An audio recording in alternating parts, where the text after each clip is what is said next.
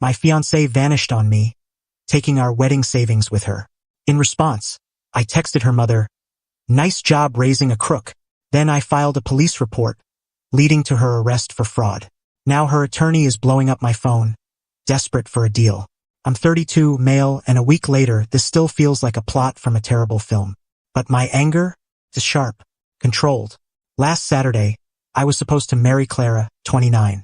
Instead, I woke to an empty home and a drained wedding account. Roughly $35,000. Gone. Poof. So was Clara. No message, no call. No, it's not you. It's me. Just nothing. Her wardrobe, her passport, everything. Erased. We'd been together 5 years, planning this wedding for the last 12 months. Every vendor payment, every tiny detail came from that account. We both contributed, but the bulk, about $25,000, was from a work bonus I'd earned. After the shock settled, took a few hours, pacing my place like a trapped beast, I called her parents. Her mom, Brenda, picked up all bubbly. "Brenda," I said, voice steady, "Clara's gone. So's the wedding money." Dead air. Then a nervous chuckle. "Oh, Mark, you prankster. She's probably just jittery. Maybe out with her sister, Layla." "No," I replied. "Layla's called me twice already, asking where Clara is. She's not with her. The account's empty. Her things are gone." Denial kicked in hard. "Clara wouldn't do that. It's a mix-up. Maybe you misplaced the funds, or she's planning a surprise." "A surprise?" "Brenda, she took everything. It's theft." That's when her tone changed. "Now, Mark, don't you dare slander my daughter. She's a good person. Maybe she just realized she couldn't go through with it and needed space." "The money," I pressed. "Well, weddings cost a lot. Maybe she felt entitled to some of it for her efforts." Her efforts? I nearly choked. That's when I ended the call and sent the text. "Nice job raising a crook." Childish?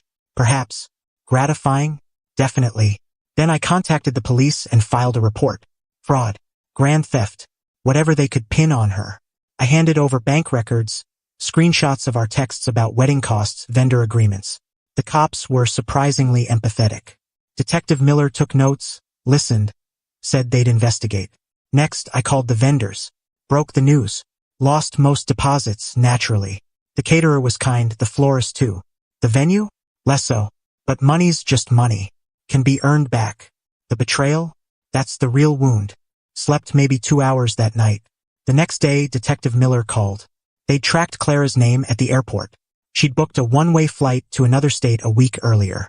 A week. While we were sampling wedding cakes, she was plotting her exit. Update 1. 2 weeks later, the online support was a boost. Thanks for that.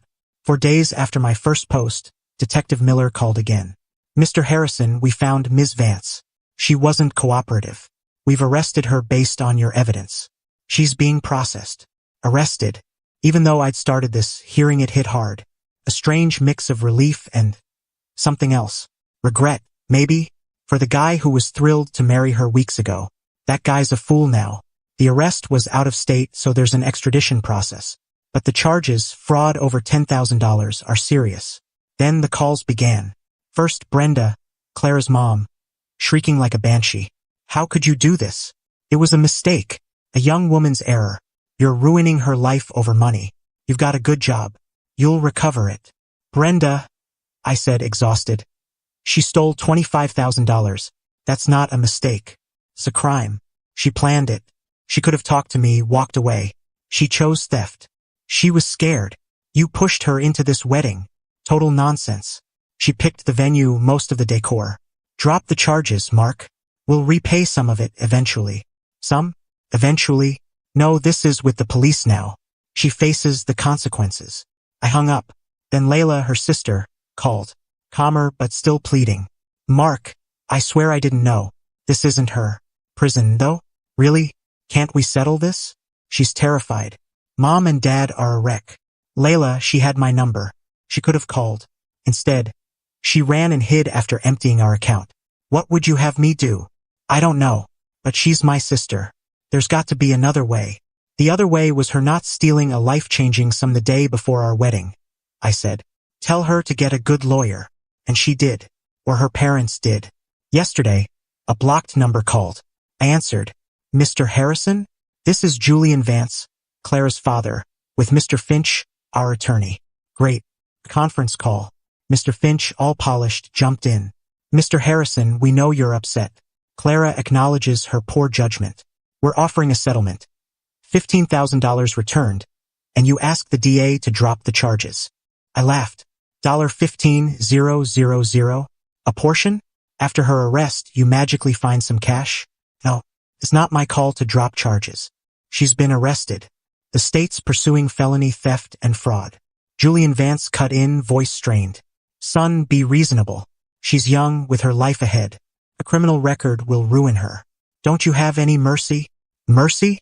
Did she have mercy when she drained the account and left me to deal with the fallout? When she booked a flight while saying she loved me? My mercy's gone. Somewhere between finding the empty account and canceling the vendors. Mr. Finch tried again. A trial will be ugly, Mr. Harrison. Public. Your life dragged out. Clara will say she felt pressured. That the wedding was your idea. That she panicked. Let her, I said, voice cold. I have every text, email, receipt showing we planned together. I have the date she bought her ticket. Her panic was well planned. This isn't a negotiation. That $25,000 was for our wedding. Now it's evidence in a criminal case. Talk to Detective Miller or the DA. I hung up.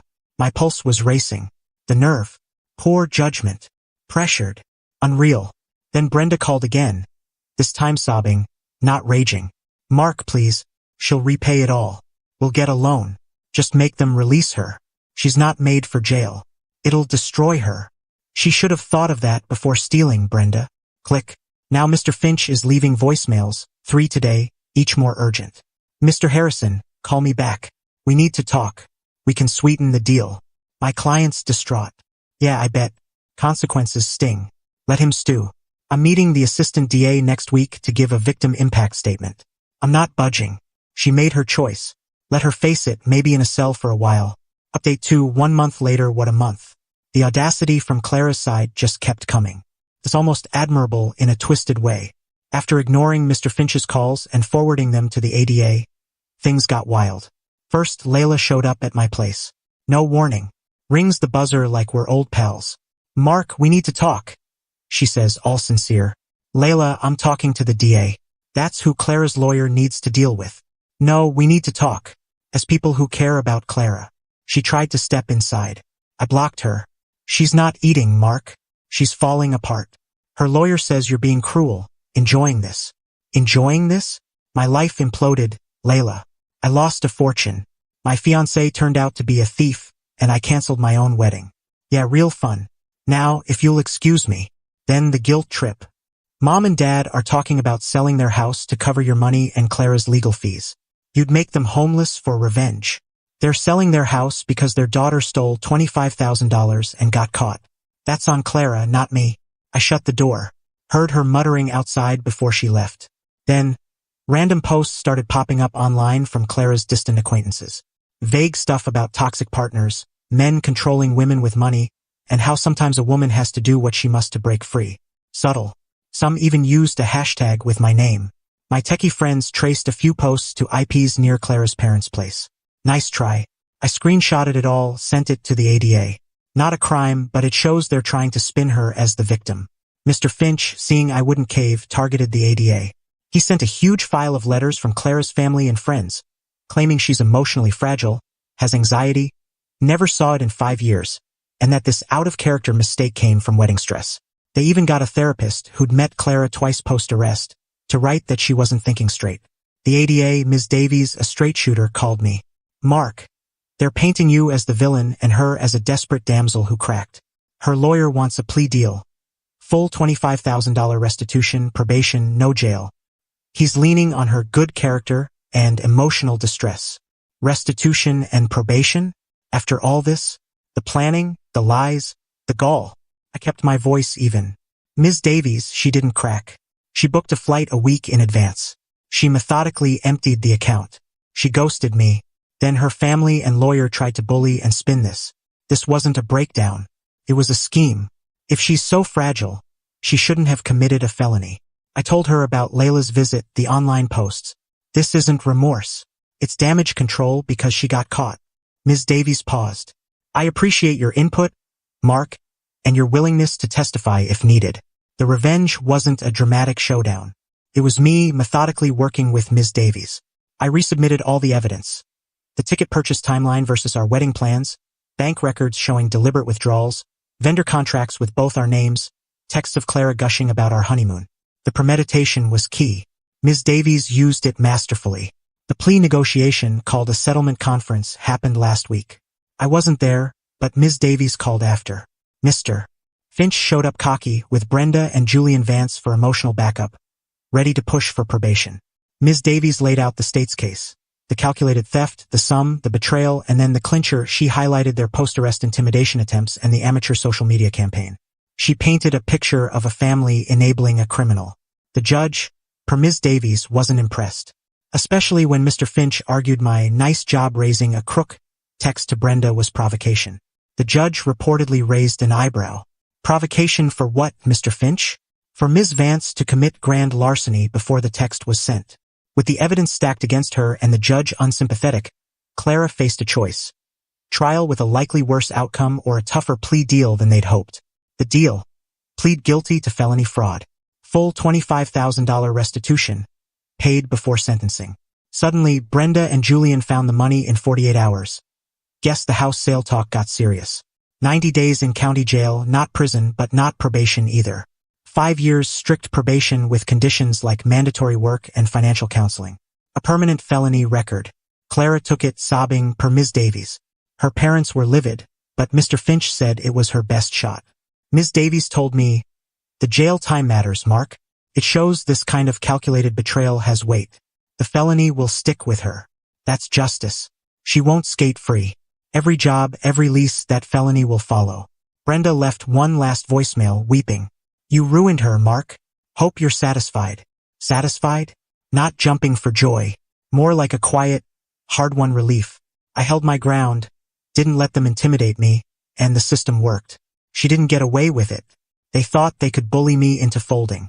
They didn't know how relentless I can be when betrayed. The money's in escrow, per the court, so I'll get it back soon. The emotional scars? Those'll take time. But knowing Clara's facing real consequences, that her family's arrogance crashed into reality, that's justice. Solid, tangible justice. Time to move forward. Maybe get a dog. Dogs don't betray you.